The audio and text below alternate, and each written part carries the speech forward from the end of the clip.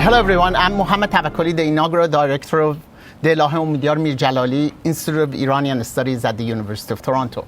I welcome you all to today's session of the Zoroastrian Studies seminar series featuring Professor Touraj Daryaee of the University of California, Irvine, who will speak on Mazdak, the holy man of the late antique Ērānšahr. I would like to take this opportunity to congratulate Professor Daryaee on his appointment as the new editor-in-chief of the Encyclopaedia Iranica.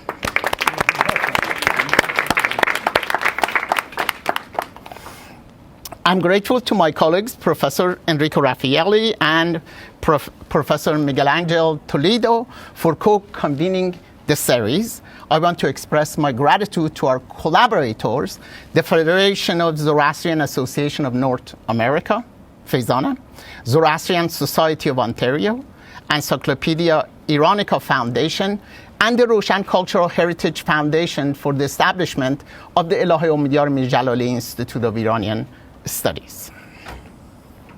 At the outset, I'd like to express our collective gratitude to Canada's Indigenous people and acknowledge this land on which the Elahé Omidyar Mir-Djalali Institute of Iranian Studies operates. For thousands of years, it has been the traditional land of the Huron Bāmdād, the Seneca, and most recently, the Mississaugas of Credit River. Today, this meeting place continues to be the home to many Indigenous people from across the Turtle Island, and we are grateful to have the opportunity to live, learn, and teach in their ancestral homeland. My colleague, Professor Toledo, the Faizana Professor of Zoroastrian Languages and Literature at the University of Toronto, will introduce Professor Daryaee and will moderate today's session. Thank you very much. First of all, it is a great pleasure to have Professor Touraj Daryaee at our department at the University of Toronto. It is a great honor to have you here in person for this lecture. All of you know probably, of course, Professor Touraj Daryaee. He's the Masih Endowed Chair in Persian Studies and Culture and also the director of the Samuel Jordan Center for Persian Studies at the University of California, Irvine. He's a very important scholar, as you know, with a lot of publications, hundreds of articles, more than 100 articles, several books, among which we can highlight Sasanian Persia, The Rise and Fall of an Empire, and also his edited volume, the Oxford Handbook of Iranian History, both of which had prestigious prizes. He's also the editor of Dabir Digital Archives of Brief Notes and Iran Review with Brill and the Koita, of Sasanian Studies with Otto Hagasovitz, and of the web project Sasanica, Late Antique Near East project at the University of California, Irvine. He has published, as I mentioned, a lot of articles in English, in Persian. They appeared in a lot of prestigious journals, like, for instance, Iranian Studies, Iran, Iranistic, Studia Iranica, Res Orientalis, Historia, Electrum in the Iranian Journal, Journal of Indo-European Studies, Iran Shenasi, Iran Name, Name Baharestan, and Name Iran Bastan. So, please, let's welcome Professor Touraj Daryaee. Thank you very much. Thank you. Thank you very much, Professor Tawakkoli Daryaee, for your gracious invitation. It's really a pleasure, and I hope we can work together on many projects, including the Iranica project, the encyclopedia, which both of us have stakes in, but of course Professor Raffaelli and Miguel Angel Toledo, which I know for sometimes. It's an honor. I know a lot of people and friends here. Professor Sabtelny, who I keep running into, which is a great pleasure everywhere, and all the colleagues, students. I apologize if my voice sometimes dips, so just raise your hand in the back and then I'll remember to go back up. I'd like to thank the Institute, the Elahé Mir-Djalali Institute for Iranian Studies, and congratulate them for what they have done. I had a meeting yesterday and it was truly astounding. And so I've come here to see how we can copy what has been done by Professor Daryaee down in Irvine. So having said that, let me begin with this topic and why I chose this topic, or what am I doing with the holy man of late antique, Ērānšahr. So Bella told me down, so that's not going down. So do I go and now go down? Okay. Now, the important article recapping the history of Mazdak, Mazdakite movement, this supposedly revolutionary of late antique world, was succinctly discussed in a fabulous article by the late Professor Ērānšahr, who I think this lecture should be dedicated to, as we both were fond of him, but also of the depth and the breadth of the article, who masterfully discussed the historical sources, why they were important, which ones merited more attention, and at least in the 1980s, what was the idea of what Mazdak stood for. Now, I had the opportunity last year to publish an article on Mazdak, which I put there, the Mazdak and Late Antique Socialism, as an invitation from the Cambridge History of Socialism. And I mean, I kind of laugh at it, but it's interesting that my article is first in the 2-volume, which is, so supposedly in the mind of people who deal with this topic, Mazdak, even in the West, is sort of the proto-socialist. And it's really interesting. Anyhow, I wrote the article and tried to see what can I contribute since Professor Ērānšahr's monumental work. And there have been, of course, books written on Mazdak and so on, from Christensen to people before him. So what I would like to discuss today is only a bit what I have written here in terms of socio-political changes, but more importantly, I want to take this discussion to another place and discuss the religious aspects and the importance of some of the things that might, I think, have happened in late antiquity with Mazdak, and how it actually survived in the post-Sasanian period. So to do this, again, I'm just keep regressing here, which is, can I just push this so I can read myself? Okay, now I can read this.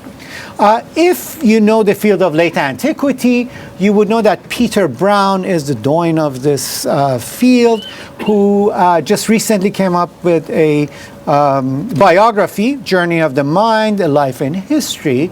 Professor Brown also wrote a book in 1970 and 71 called The World of Late Antiquity, which for the first time really in the English-speaking world, what you see is that while the attention is to the Mediterranean, it is to the Eastern Rome, the Roman Empire in general, but for the first time he brings into discussion the Sasanian world, Sasanian Iran in there. And so as Justinian receives a chapter and its importance, it is the world of Khosrau Anushirvan also that comes and plays into this late antique, late ancient world, if you would like to call it, Awakhir Dore Bastan, Pasa Bastan, in any way you like to frame this world. And that is really something important. But he also had written an important article for the people who deal with late antiquity, especially with Christianity. And this is his article entitled The Rise and Function of the Holy Man in Late Antiquity. So I went back to it in the Journal of Roman Studies. It is striking that his observations on the holy man in the Christian world, in the Eastern Roman Empire and the Roman Empire, has resonances with the Iranian world. I just give you examples. His idea is that the holy man, the priests, came to play an important role in the 5th, 6th century in the Christian Roman Empire. And some of these holy men, in fact, intervened in high politics of empire, had the ears of emperors. I hope you get beginning to see its mirror image on the other side. But more importantly, we see now the beginning of great centers of asceticism in the Near East, namely Syria and Egypt, and somewhat North Africa.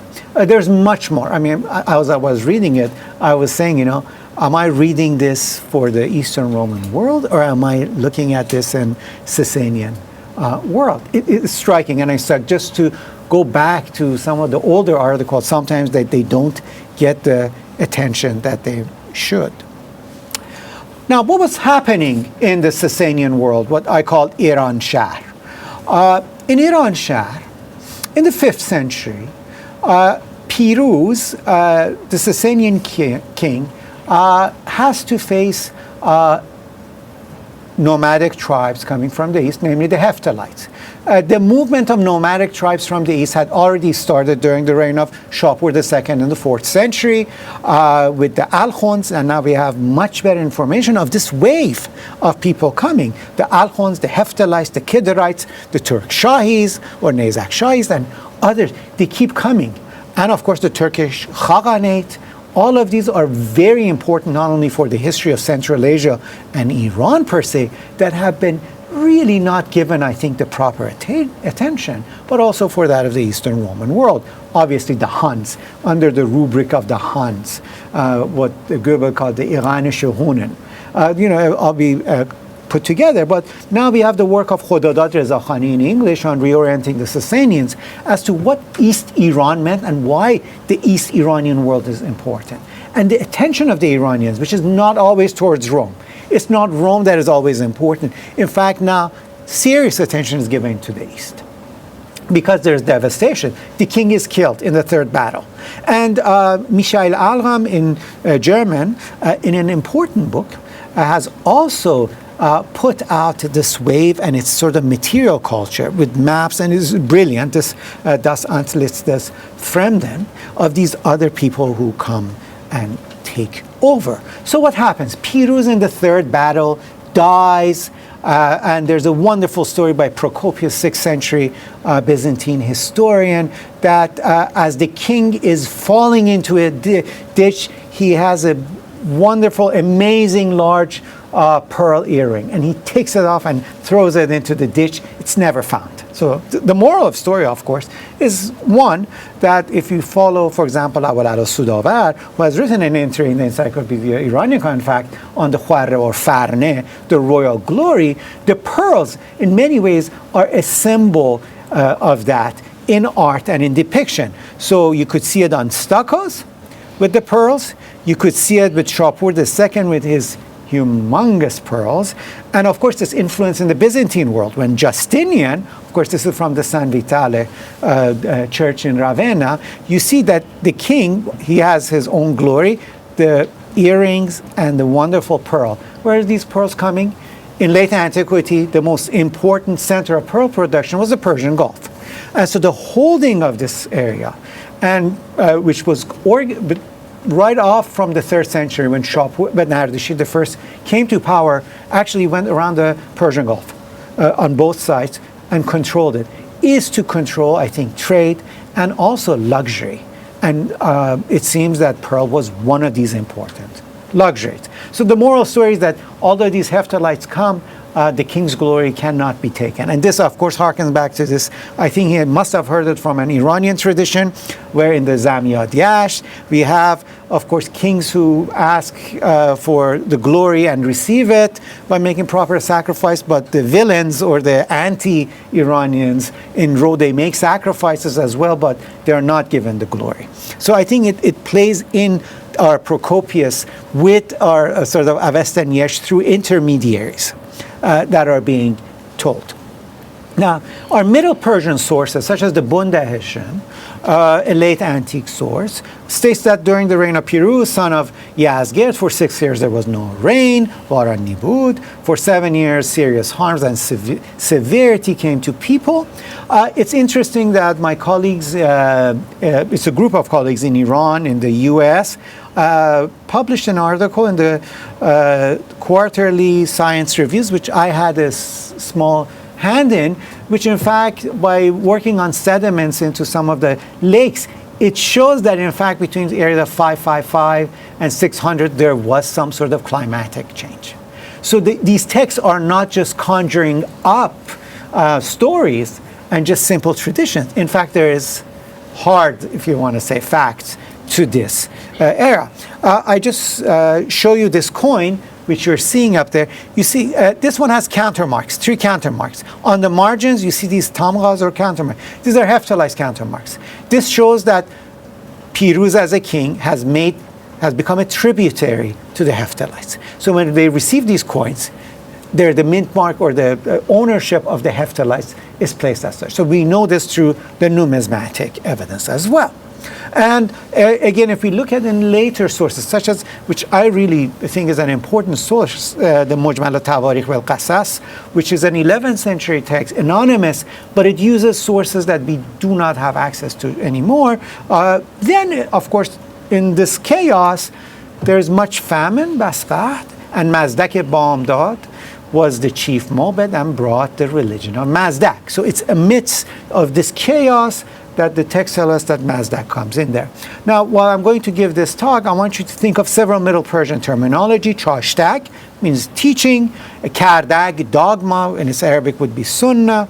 And it is interesting that this Zartusht of Fazsa, who is Mazdak, had people who were attached to him. They were called dristdins. In Persian would give us dorostins, of the right religion. So these people apparently think they're good Zoroastrians, and they're doing the right thing. It's the later Zoroastrian authors are reflecting on them as heterodoxy or not the Dristins.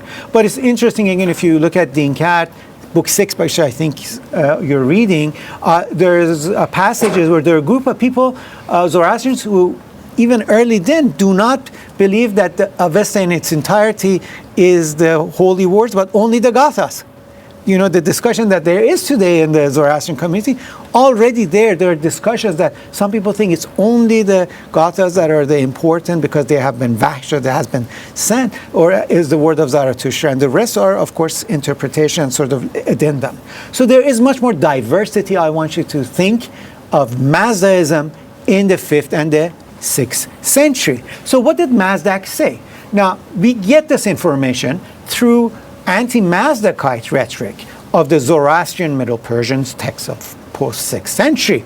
The text which I have used, Shaki, his name is Shaki, not Shaki, but Shaki, Mansur Shaki, who in 2 or 3 brilliant articles have sort of brought some interesting discussions, which I think needs reformulation now, states, he, Mazdak, unleashed confusion in the world by bringing peace. How is that? What kind of a bad thing is that, Asani? By arbitrarily turning a point of dogma, sunnah, right, the chashtai, into a heterodox distort precept. By renouncing man's proper function as to what they should do and quashing the worldly duty, khishkari, he brought ruination to the religion. So he's done something within the tradition. And what this is, these Dristdinan, these people of the right religion, they say while they are intensely, well, at least according to the Zoroastrian books, intensely heretically minded, ahlāmog, they preach righteous deeds, ahlāi, abstination from sins, and practice of sacerdotal functions. They little perform the duty. Apparently these people, what we can say is, they are righteous, they just don't want to do the rituals that is there. Okay, fine. But here I think is really the most important part, and the next slide.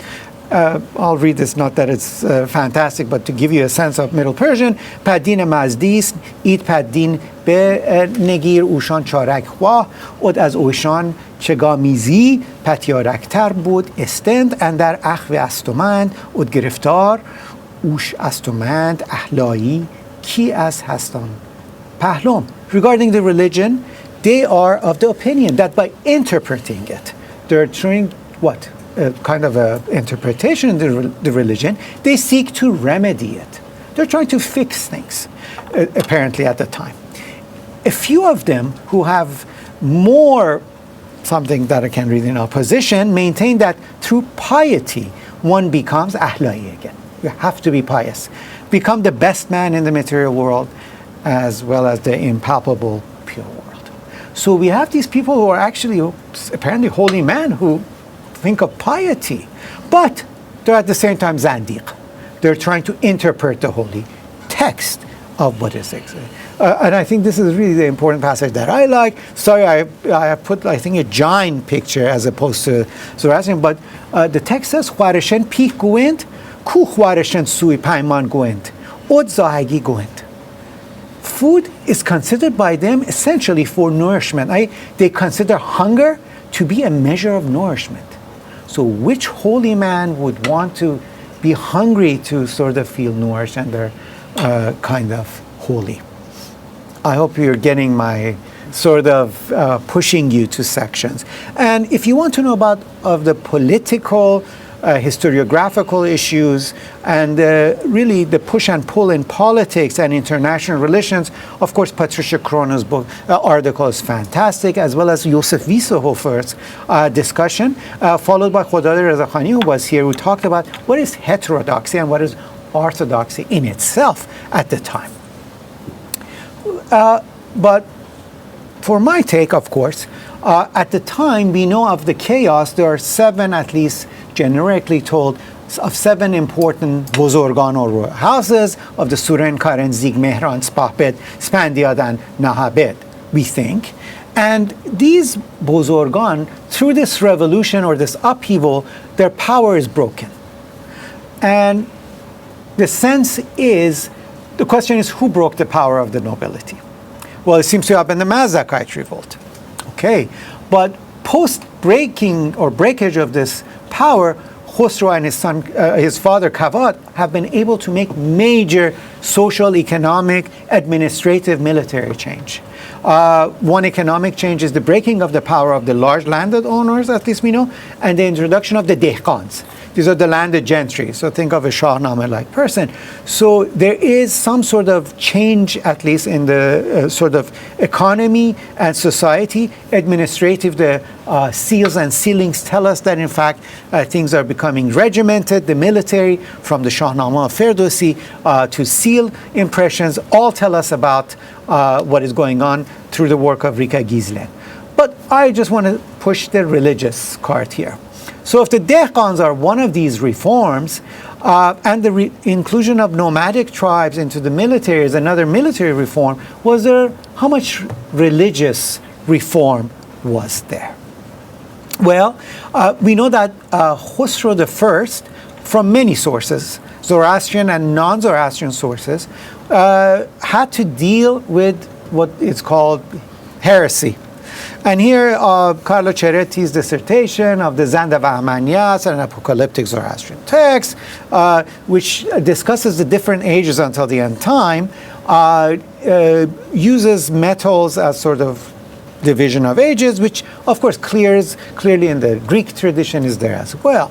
The one of steel is the reign of Khosrow, son of Kavad, who will keep away from the religion of the accursed Gizistak Mazdak, son of Bāmdād, adversary of the religion, who stands together with the heretics, Judris Sagan.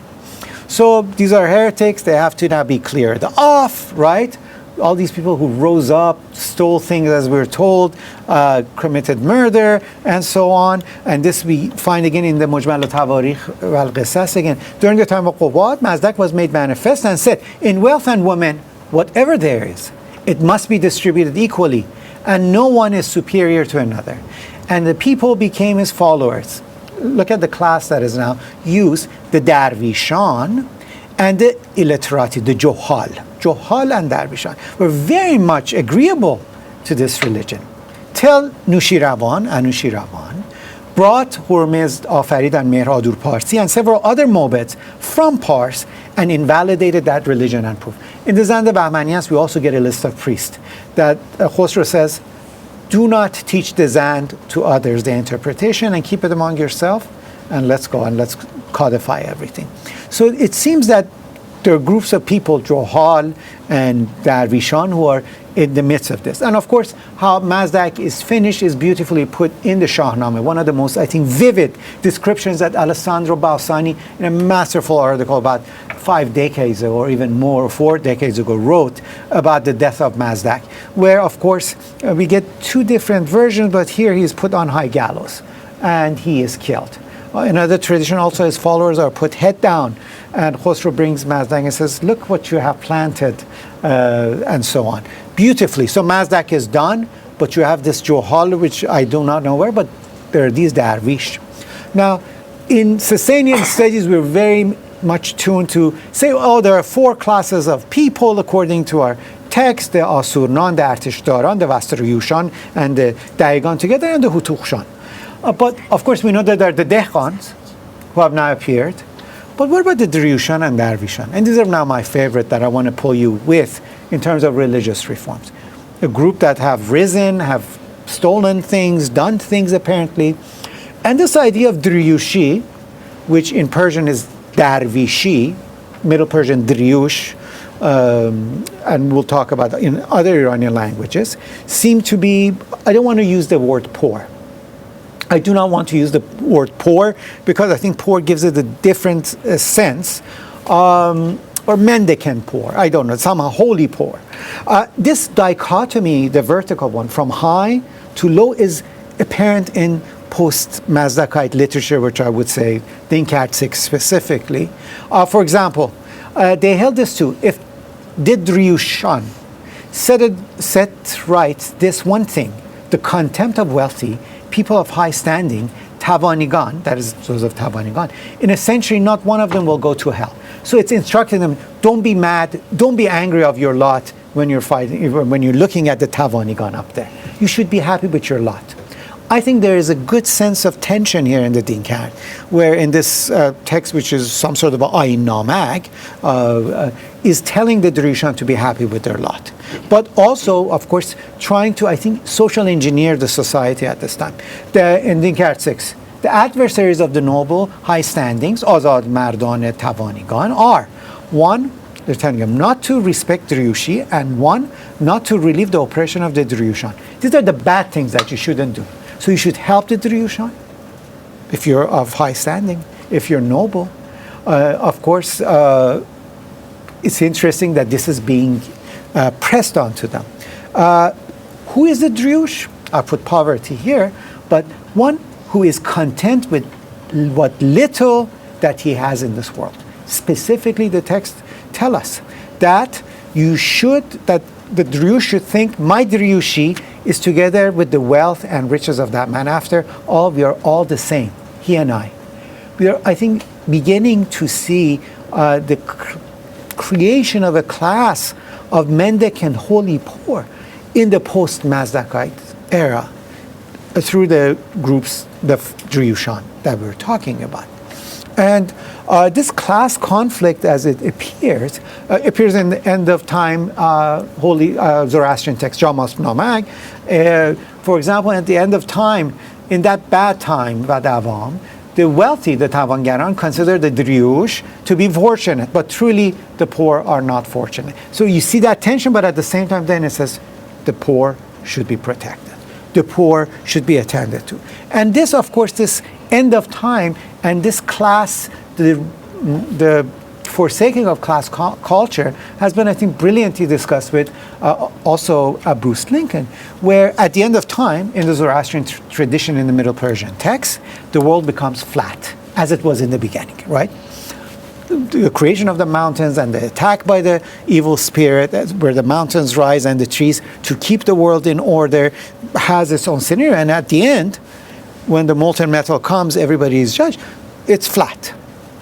And this leveling, I think, is interesting, as if you think, as Lincoln has discussed, if Gyayumard is the person from its body parts, the classes came, as in India, we have an Indologist here, where you have the same thing, right? And of course, in the Greek tradition, at the end of time, there's going to be a withering of class space and such. And as the text says, the earth without kingly power or crown, and abisar khahad bud. So it can be. If you were a Mazdak, I say, oh, so at the end of time, I can say it's going to be classless. Isn't that interesting? So who is a Daryush or Darwish? Via Turkish into English, Derwish. In the Pahlavi Zoroastrian, I think post-6th century, post-Mazdakite revolt, they appear, at least from what we gather, again, they're against formal ritual worship. You don't do the ritual, but you are still pious. Hunger is a form of piety. Very un-Zoroastrians in some ways that we are attuned. We're told, of course, like the Judaic tradition, it's, you should enjoy the worldly world, right? And I put two different dervishes. I put like a classical painting of a dervish who usually has sort of his not so wealthy, and then there's this Nur Ali Tabande, who's a famous recent Sufi leader. So I want to actually think of Tabande more for Mazdak than the other one, which seem to have had the same lot in some ways. So, what does Daryaee mean? And now I am traversing in the land of Miguel Angel and Enrico. It is interesting that in Vedic literature, as Thompson has discussed 20-some years ago, the word drigo doesn't appear as such, but adrigo, and it does not carry a positive sense, because drigo does not carry a positive sense in the Veda. And even after the Vedic age, the word becomes obsolete, not really used anyway. On the contrary, in the Avesta, it's a Western version, dregu or drigu, appears at least 4 times in the Old Avestan, from the Gathas to the Yasnai Haptan Haiti, and 11 times in the Younger Avestan. And I did a search through our secret compendium Middle Persian text that we have from someone who is really important. I did a search. The state of poverty, Daryush, the man, it appears some 154 times in Middle Persian literature. And in all, mostly, excluding few Middle Persian ones, drigu and dregu carry a positive notion in Old and Middle Iranian world. This is unlike, I think, the Indic world. And so I give you 1 or 2 examples, and of course no one is going to kill me for my Avestan reading, especially the word that has an asterisk. The ketva kshatrem ka ishtish shayodanai mazda, it should be mazdayata. This is an ahmai that was mahmi that Insler has actually suggested ahmai, and this is important for a reason. Ashuvahu manangha, and so on. Do I need to see trayodoidai? Drigum yashmakam. Para va vispaish pare va uchma. Da washcha kharafstrashcha or kharafstrash mashyashcha. What is your power? What's your ability for action, wise one? It's talking to Ahura Mazda. For the act to protect your needy dependent, your drigu, Ahura Mazda, as I indeed am. With truth, Asha, and with good thought, Bahumana, we have said that you are above all others, be thy fierce gods or mortals. Now, here there's an emendation, which if you don't amend, I think makes less sense. And so I do follow Insler. I think it does make sense, as many have, that in fact here Zarathustra himself in Yasna 34:5 is stating. Now, not that Insler is the one and only thing to follow. I just jumped to M.L. West's most recent translation, which is hated, I think, by most Avestan scholars, because it is a translation that, well, it's an Indo-Europeanist trying to project its own sort of view on it. But for Gathas, this seems to be a continuous issue. And so here, through those who make ill choice, decay takes hold, they are waning in darkness.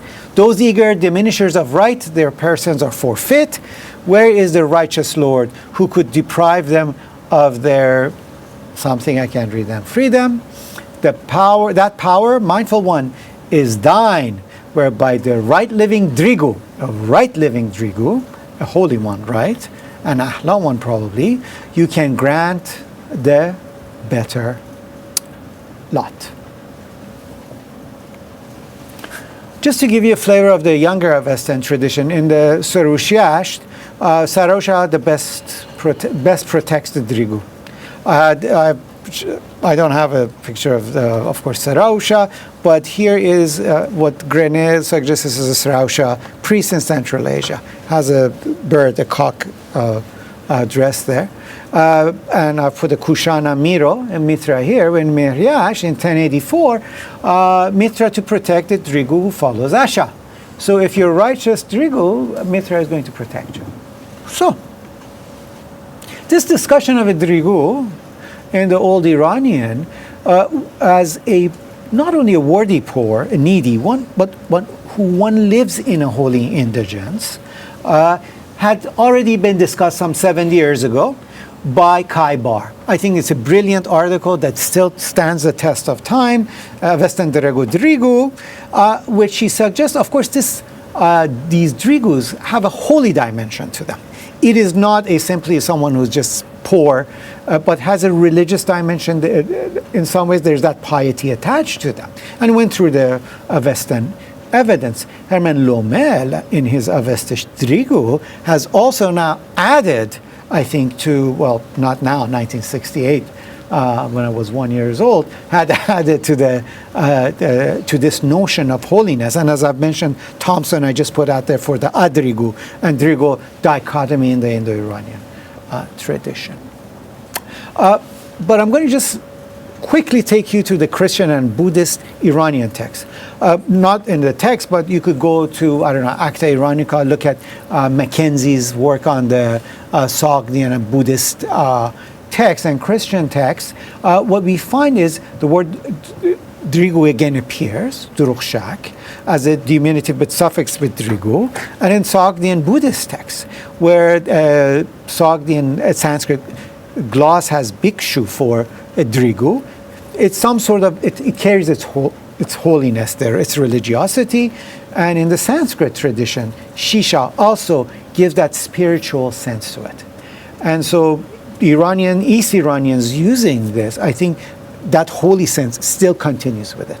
And those who translated or glossed it were aware of the holiness of the Driush. So, what is the consequence of all of these things that I've just been running over all the time here?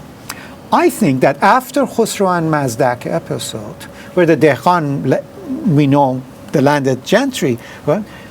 The rowdy Driush who had been part of this revolt of Mazdak are pacified. I'm not saying defanged, but they're pacified. They're given aid and their holiness becomes pronounced, but they're pacified. And so these are simple men who live a life of subsistence and become acknowledged by the state and the populace. And this is really contra to our vision of Zoroastrianism that is, you know, there is this, I think, 1950s, 60s, all through the 90s, where being affected by Soviet bloc historiography, everybody sort of took Mazdak as sort of the great hero who fought injustice, and all the priests were, you know, pressing the population, and the people said, okay, we're enough, and let's have the Muslims coming. This is, of course, a fantasy of the Soviet bloc, and a bit of Dr. Shariati and the sort of the Islamists who wanted Professor Shakiri, okay, the Islamists and I think the leftists, of trying to justify and sort of imagine in modern historiography. And since we all read ancient Iranian history through Soviet translations in Iran, Aghay Keshavarz did sort of the service for us there, or who had to read Shariati and other, they were convinced the Iranian society was a class-based society, as if nowhere in the world in late antiquity was a class-based society. Of course it is, and it was. And suddenly, only the Iranians said, these priests are, you know, abusing us, and so we're just going to give up. So this is a bit of a fantasy and fiction of actually 20th century than truth. In fact, I think the Driush and its support already is seen in the post-6th century literature. I'm not going to read this, but the story in this Dinkar 6 episode is that there are two sagacious priests who, what they do are actually living a Driushi life. They're drawing water from the well, they're irrigating the land, they're tilling it, and reciting the Avesta and the Zand. So these are holy men who are not the opulent one. And an opulent priest comes and says, wow, this is great, sends them 2,000 drachms or dirhams. And then what they do is they just take 2 drachms And they said, please give this to the others. To oy kas de ki az amah vish uzinektar, ush abirtar, and dar abayet. It's already the sense of, these are holy Zoroastrians, the holy men of this late antique world, who are doing what we think of usually Christian holy men, right? The ascetics, what Peter Brown calls Syria, and Egypt, and so on. I think this already also has happened to Iran. And how does the state appease the Daryushan? Well, this we know because of a number of seals, thanks to Rika Gizlen's monumental work some 30 years ago and more recently.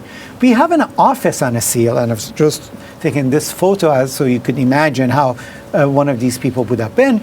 On the seal it says Daryushan Jadagu o Dadvar, the intercessor for the Daryushan and the judge. Now, and we have the story that there was one seal during the time of Bāmdād, son of Piruz, remember our person, and then his father, Khosrow. There was one priest that was told to change the title from just a priest to protector of the Daryushan. And this one seal is not one seal. In fact, now we know, and I'm going to skip this because this is it's a Madigane Hezar Dadistan. It is a legal text from late Sasanian world, where here there is a case that there are people who steal from the wealthy and give it to the poor. I want you to see that the state is trying to stop the poor, kind of Daryushan, and sort of try to control them. This map is a bad photocopy of Rika Gizlen's important book, where the seals of the Daryush, I think there are 13 or 14 of them, you see in the empire, from Ērānšahr, Gorgan, Rai, Gilan, Adurbadagan, Nodardiksheragan, Valachshfar, Hamedan, Khosrow Shah, and you see they're there. We were in Vienna last month or 2 months ago with Rika, who again gave an amazing presentation. The seals have increased. If this is the map of Ērānšahr, because you find the administrative seals there, if the state didn't send people control there, then it didn't make sense. It is part of the Sasanian Empire. We find many more of these Daryushan Jadagu Dadvar, who are priests. What do these priests do? What do these protectors of the Daryushan are supposed to do? Well, we know of the important Zoroastrian institution of charitable foundation, what is called sometimes Pat Ravan or for Rovan Rai. This is not something that you just find in the text. Here we find, as Maria Matsukh has, of course, the master of legal matters in the Zoroastrian world, has shown that money is set for one's soul, wealthy people, institutions, to make roads, bridges, irrigations, canals, and that if you go to India, go to Mumbai, or anywhere else that the Parsis have been there, you see that massive projects have been out of this institution that still lives and survives. And of course, the money from that could also be used for the poor and the needy as a charitable foundation. So I think these charitable foundations are founded to support the Daryushan, as the stamp says. And if you know Islamic law, I think it's not too far from the Waqf system. It's the Awqaf of the Sasanian Empire to help and feed them. And so I think the Daryush, as a class of holy men, continue their life having no revolutionary, there's no militant piety anymore. They were militantly pious, I think, in the post-Sasanian, and it continues. And so the Daryushan, or the Darvishan also, I think as a class continue in the Iranian world, and of course into the Islamicate world.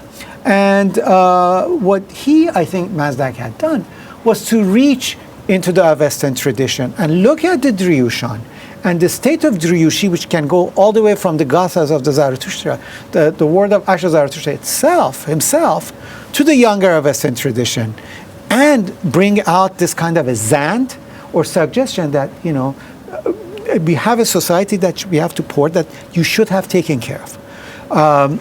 And that's what happened. And then these people are supported in that way. So these are the holy men of, I think, late antiquity. And I should just continue, this is the last slide. My friend Thomas Sisgorge, who has passed away now, had this fabulous work, Violence and Belief in Late Antiquity. The idea of a militant pious group, like the Mazdakites initially, right, is nothing unknown. In the Christian world at the same time, we find violence and piety play hand in hand. And I wonder, this recurrent pattern of Sufi, mystical, pious movements suddenly become militant is something that we should think as of a long durée trend, as we find Sufi orders in 12th, 13th century, I think, take on these militant forms. If we could think of Shah Ismail in the 16th century as another sort of militant piety of order of, Qizilbash type of people, and maybe even up to the 20th century, is something to think about. Thank you.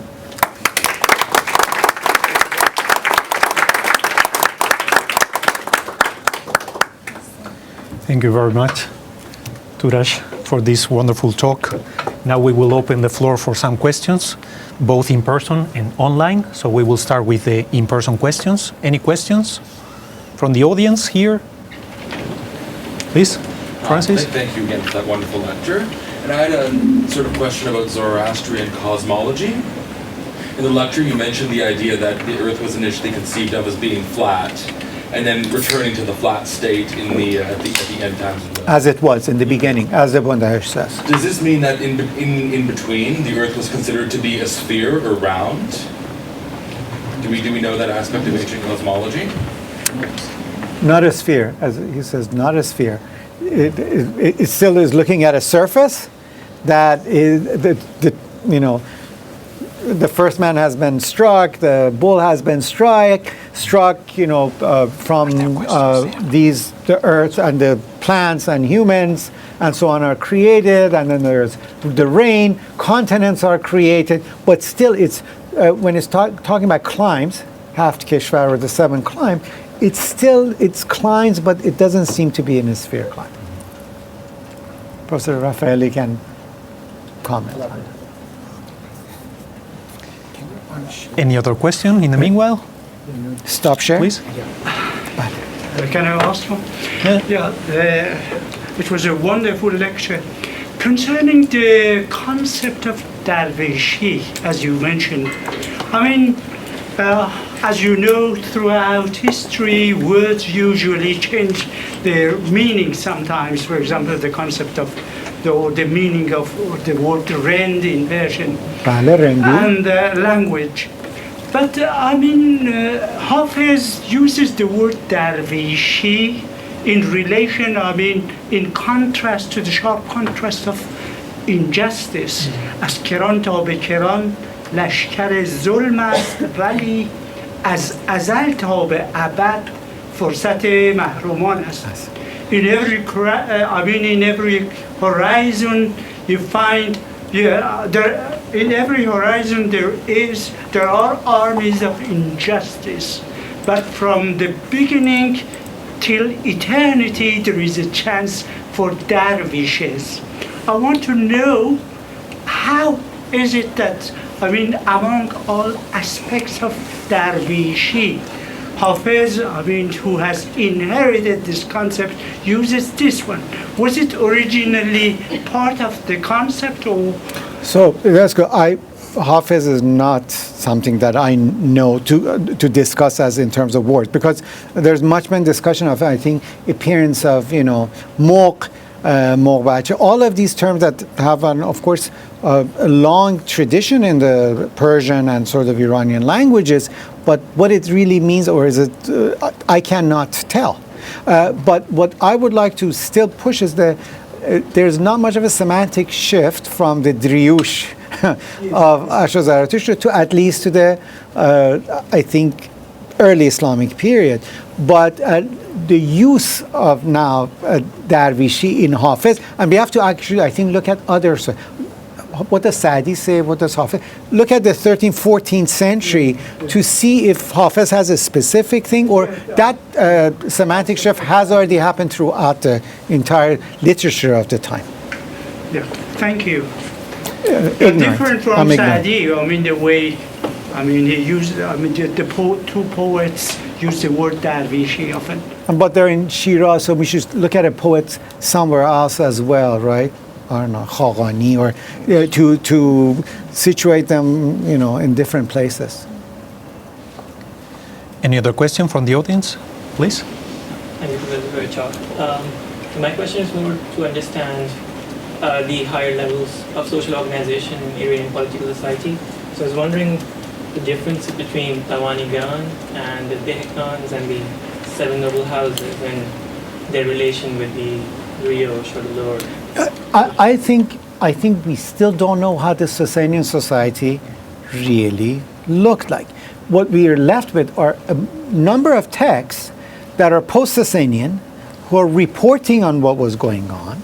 And so I can just mention Name Tansar as my colleague who may be here online, who just translated into Turkish, Ali Hossein Tawai.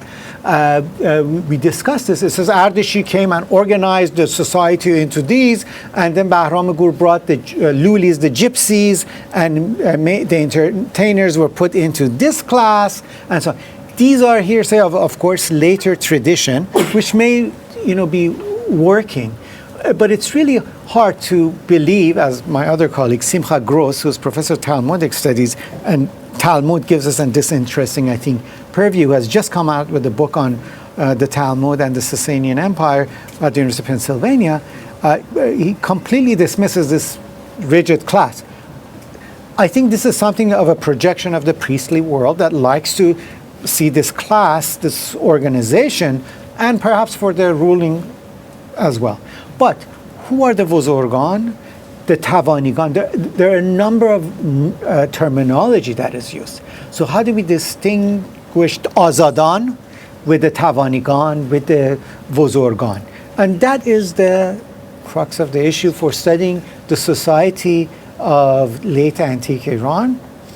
And then with all the historiography of the 20th century, it's just been completely now blurred. That is for the Iranian community. Sorry, before moving to the questions from the audience, let's combine with some of the online questions. So we have Manek Bujvala, please.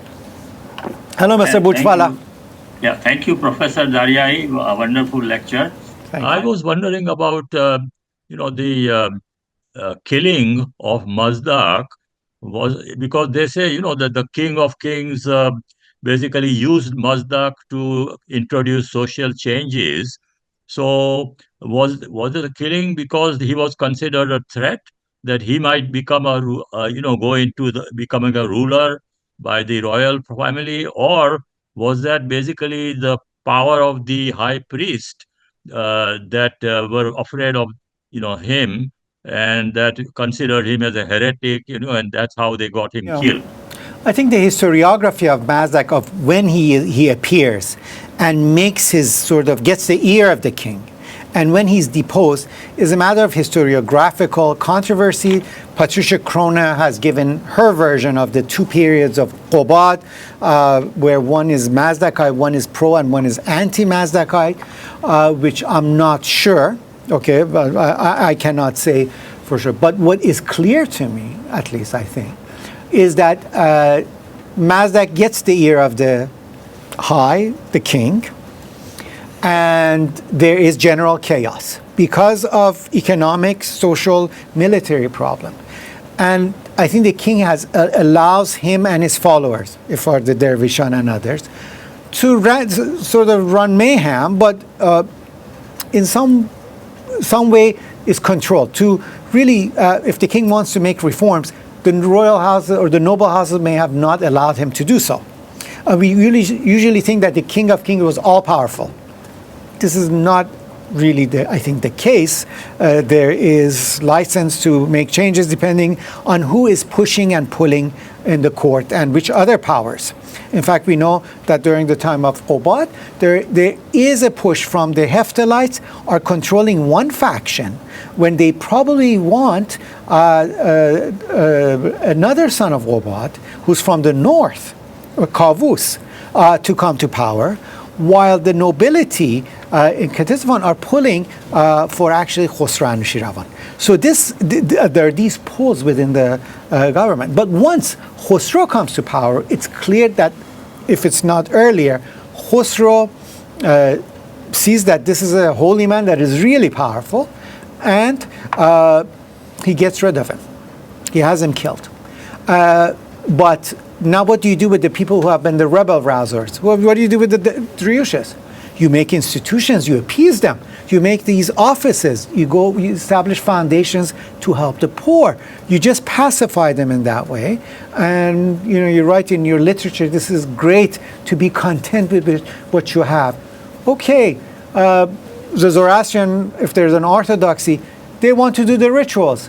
These people say, okay, we're pious, ahlā, but we don't want to do the rituals. Fine, mendicant, holy men. May we have a second question from the online audience, and then we move again to the audience in person. Katsuyo Motoyoshi, please. Can you unmute yourself? Thank you. Thank you very much. Listening to your introduction, the first part of your lecture, it sort of seemed like this is a kind of thing that was simultaneously or in a close succession happening in many places, where sort of like there's this trend where poverty or not having material was identified with piety or spirituality. So that, and I think Christianity is one of the big example of that, where Jesus himself has that kind of rhetoric of putting the poor and pious over people who are putting value in worldly good. And to compensate like worldly riches and wealth, they usually give them two things. Okay, so you might be poor, but you're going to be rewarded in afterlife, or that you're more spiritual. So those two kind of things seem to go hand in hand, that to appease or to give them something to look forward to, they kind of assign some kind of a value or transcendent kind of a pathway for those of people who do not have material benefit on this earth. So this orientation from the material goodness, wealth and comfort in the present life, they seem to switch that over to the spiritual good and to appease these people so that, they have something. And it sort of seems like it's happening simultaneously as a trend, both in the West and in the East, so that being poor become a positive value instead of this value of being wealthy and comfort and living a good life on earth became kind of secondary. And I wonder if there's any kind of physical, historical reason that this was happening all over the place, like the climate change that you cited. Could something like that, where everybody kind of became poor and the economic situation got really bad? So do you think that's why this kind of thing happened? I would appreciate it if you would talk about something like that. Sure. So already the war and the tribute to the Heftalites, as well as the climactic situation, obviously created a much larger group of poors. The people became impoverished, and that we know. And so the Dryushan could very well mean this underclass of a poor who eventually get this positive sort of spin. We should remember in Middle Persian, there's the other term, shkuhi or shkuhan. And these are the poor who are not mendicant, who are not holy, but who complain all the time and are unhappy. I think in Middle Persian, it's clearly these two are put against each other. Mansur Shaki has discuss this in some ways. But to take your idea, I mentioned, as you said, in Syria and in Egypt close, we began to see these ascetic practices. And I don't think that this is something that is only there. It has gravitated and has moved, I think, also eastward. And it is making an impact. Except, I think, Christian asceticism and Zoroastrian asceticism, however, poverty seems to be an important aspect of it, there are minute differences. I think there's been actually really interesting work that I'm interested in, the history of olfactory, smell, and senses, where at least in Christianity in the first 2-3 centuries, the idea of stinking to be of stench was a sign of holiness. Yeah? But by the 4th century, if I'm not mistaken, the sense changes, and it's actually it's the other way. In Zoroastrianism, from its very beginning, the idea of stench is associated with the world of evil. It's the smell of Ahriman. It's his sort of minions, and so in the world of the good, Ahura Mazda, it has to always smell well, and each smell has a specific place, location, and so on. So there are, I think, these minute differences. But asceticism in general and piety, I think across the board, I think if we have people who work on India at this time, if there's still good stuff with Guptas and sort of a little bit later, and then going further east and looking at the Mediterranean, I think we can find certain similarities. I very much like this idea that you mentioned. Thank you. Now we move to questions in the audience. You were first. Hi, Imogen. I'm thinking about the similarities and differences between the Dervish class during the Islamic world and this Daryushan. One question is that how this Daryushan earned their life? Did they have a job, or this charity institution supported everything for them and provided everything for them? We know nothing. It is texts of late trying to reflect. What we can gain is that there are a group of people who are poor, and as we saw, there was issues in the 6th century, right? So the poor are a lot. And they shouldn't really aid of the ahlāmogān. They shouldn't really be against them. But okay, if not, and live in a state of poverty, you still have to eat. You have to do something, even if these people believe in hunger as a form of piety. So I think these institutions of the Awqaf, of the Padrovan, is trying to support this after this catastrophe until the empire is rebuilt and sort of put into organization. You also need to feed the underclass. You need to support the class. This was done in Rome. I mean, it's nothing unusual just about the Sasanian world. You keep people, at bay, and you support them. And they were like individuals, or there was there any sort of organization? We know nothing. I know you want to go to your photo, but we don't see that. Although, okay, yes. No, please. No, I'm not going to. Please. So I have a couple of questions. Thank you very much, Professor Daryaee. A question that came to my mind because I am interested in the visual literature as well. Is there any images or from Mazdak? Not at all. Do you have any idea how he wrote? No, only in later, I think as a Shahnameh, and later sort of medieval sort of illustrated stuff. You get one, I think there are like 2 or 3 paintings of Mazdak. I don't know, I think she may know, but I wouldn't know. I don't know. I think it's Shahnameh. You would know. I don't know. I have never seen. I mean, I actually was searching over it. Illustrations. Yes. People who illustrate. I put those. The one that is like put in the hand, and the other one that is capsized. Khosrow has him actually taking him to the garden I mean, that's the famous one. I don't know if I can show it. Is moving him into garden to see what he has planned it to sow. What you know. But nothing in the inscriptions or in the tablets. It's Sasanian period. No. And then my second question, I'm sure you have mentioned that, but I missed that. What's the correlation between the Dehqans and the Darwishes? Oh, there's no correlation. It's the Dehqans are much better studied.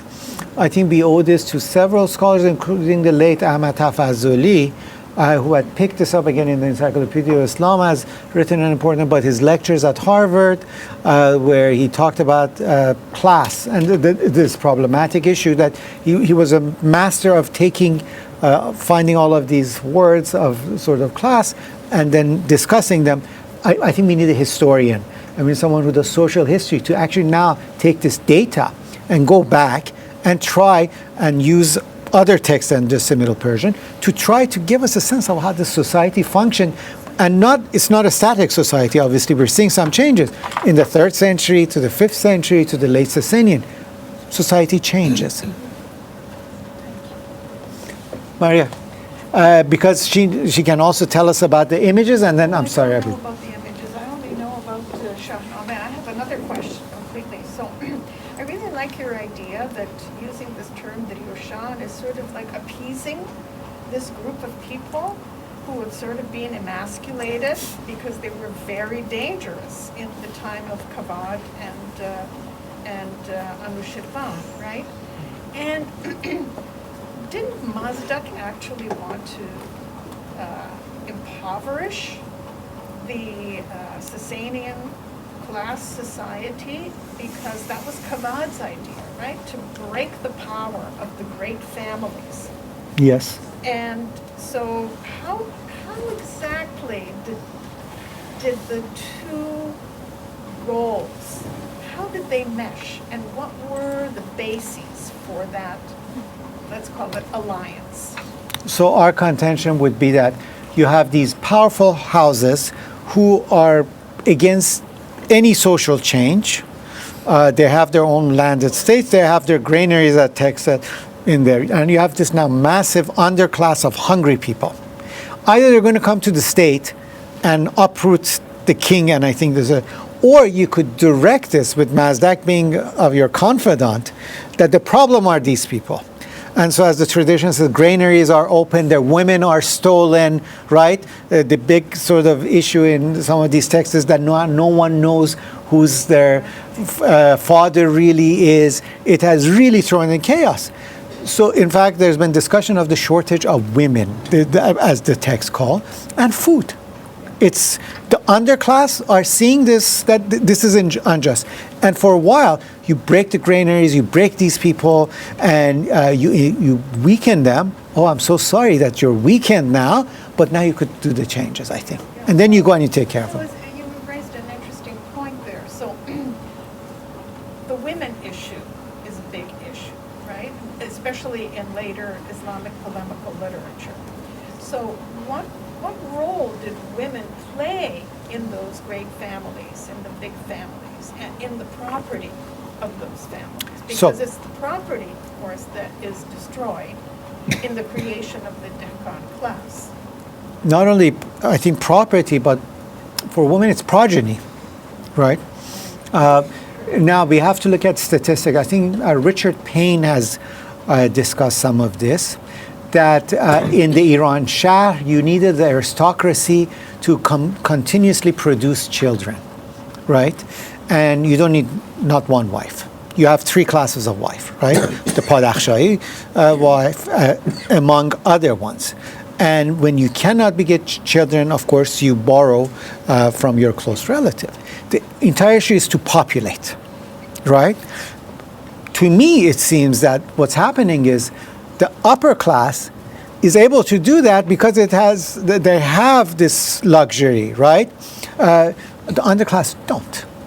And I think this is one way of maybe to not opening the granaries, but actually bringing leveling of some sort of a marriage, because they're incapable of doing it. If we look at the dowries listed, at least, I mean, there are prices for the dowries of marriages. no one would be able to afford that if you're not an upper class. That was a revolutionary. Yeah. About that. Yes. ببخشید. No, it's okay. Actually, my question pertains to social history. So I just want to ask what you think about what interests me here is what happened after Mazdak is murdered, in the appeasement and the incorporation of not only these holy men, but also incorporating some of their ideas and creating institutions based on those ideas, speaks to a very sophisticated mode of governance, but also strong social organizations. So I just wanted you to elaborate on whether I'm right. I think you're right. Inference, and if it's so, if you can elaborate Sure. on that. I mean, if you want to say if this empire is organized or not, is it centralized?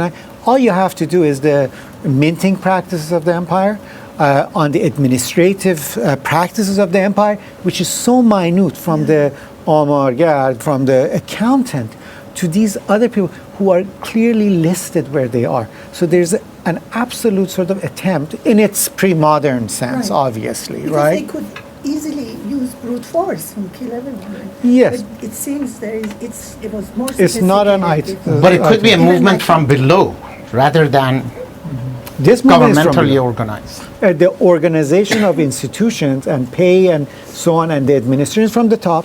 But I think this movement of poverty, because of the problems of climactic and the defeat and so on, has created this underclass that is so dangerous. I mean, even today, I think when you think of, even today in Iran, when we think of these issues of the underclass or the people who suddenly have been hit economically, 98. you take into the street, right? What do? Either you go brutally at them, or you say, you know what? It's the fault of who? It's the fault of these people who are hoarding and taking it. So let's execute some of these hoarders, and let's execute, so on, in its sort of modern form. And then when you're done, okay, now you have to also, they're still dangerous. Yes. How do you appease them? So I think that's... It's very sophisticated. No. Very quickly, we have also some online questions. Albert Bailey, please. Can you unmute yourself? Yes, I'm doing that right now.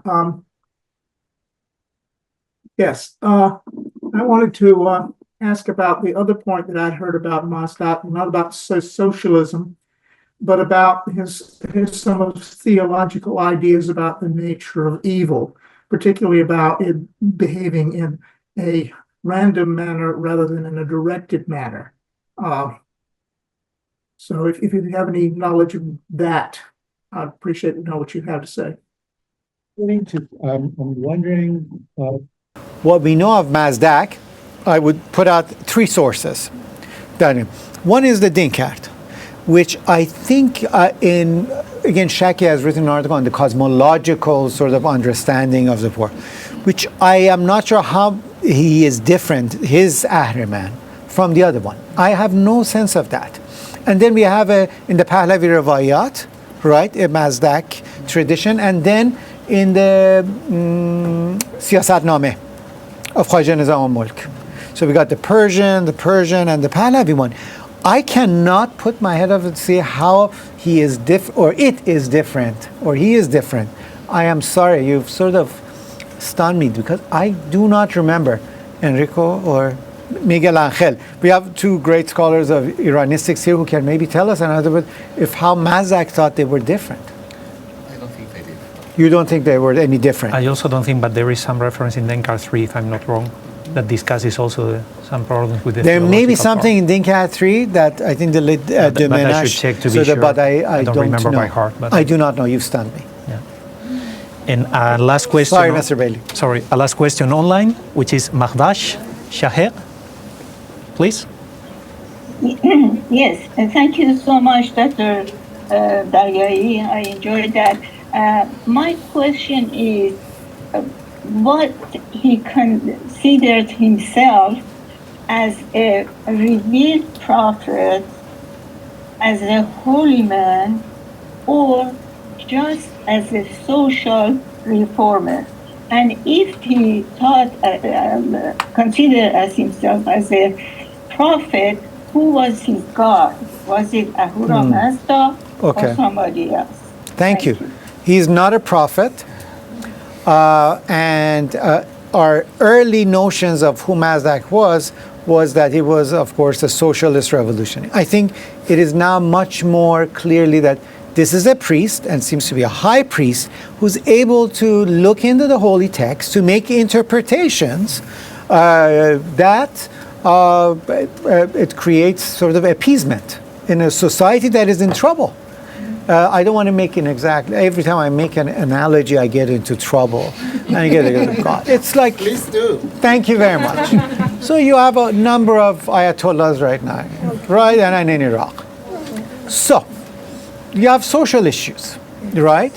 You can probably find a few who have a different ruling, right? In regards to a specific issue. I don't know, hijab. I don't know. I mean, this is something that is at the forefront of, I think, the issues that, you know,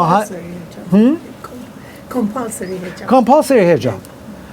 And there are probably one who says, look at these, you know, young girls who are, you know, in the streets, and, you know, to get beaten up or killed because, you know, they feel, is this really sort of something that religion prescribes? Does it say that you have to kill somebody? Do you have to say you have to beat somebody?